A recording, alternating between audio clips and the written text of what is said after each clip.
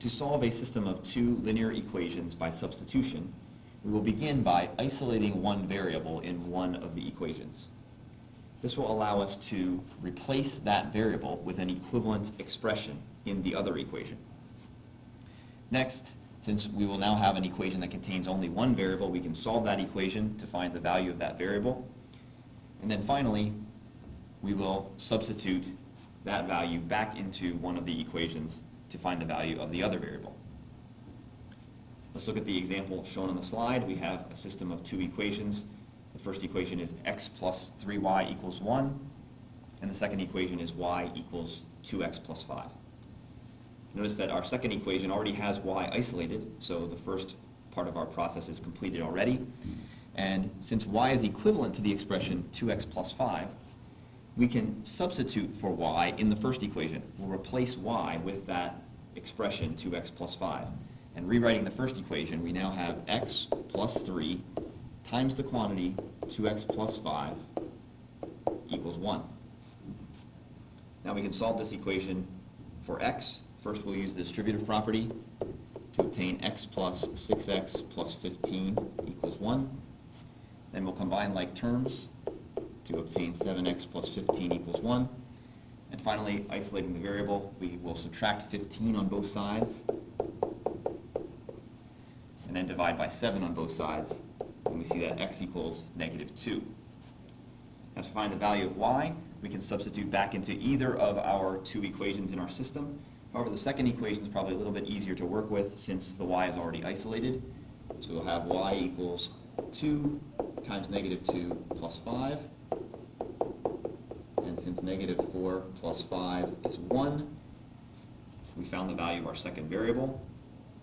And we'll write the solution of this system as an ordered pair, negative 2, 1, reminding us that if we were to solve this system by graphing, if we were to graph these two lines on the same coordinate plane, they would intersect at that point, negative 2, 1. Let's do two more examples of this substitution process. In example number 1, we have x equals 9y minus 4 and 7y minus x equals 10. Note that in the first equation, x is isolated, so we will be able to substitute the expression 9y minus 4 in place of x in the second equation, being careful to use parentheses as we do so. 7y minus the quantity 9y minus 4 equals 10. It's important to include those parentheses because we need to subtract that entire binomial. And with the distributive property, we have 7y minus 9y plus 4 equals 10. Now we can combine like terms and then isolate the variable, first by subtracting 4 on both sides, and then dividing both sides by negative 2. Now we just need to find the value of x. Let's substitute back into our first equation of our system, replacing the y with negative 3. We have negative 27 minus 4, so x is negative 31. Thus our solution to this system is the ordered pair negative 31, negative 3. And finally, our second example, we have first equation 6x minus 2y equals 16, and our second equation 5x plus y equals 8.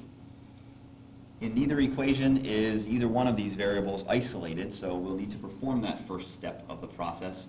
And if we look at the second equation, we can see that it's relatively simple to isolate y in that equation. All we need to do is subtract 5x on both sides. So let's rewrite the second equation as y equals negative 5x plus 8. Now we can perform our substitution process. We'll replace y in the first equation with that expression negative 5x plus 8.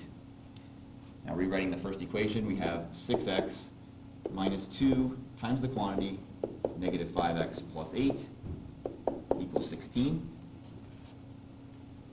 Now with the distributive property, 6x plus 10x minus 16 equals 16.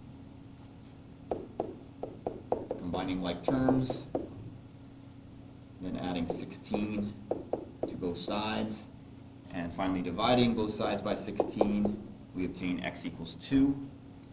And we can find the value of y by substituting back into our original equation. Let's use the rewritten form of our second equation, since y is already isolated.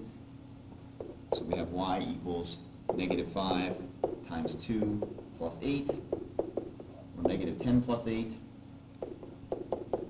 and y equals -2. Thus, the solution to this system is the ordered pair 2, -2.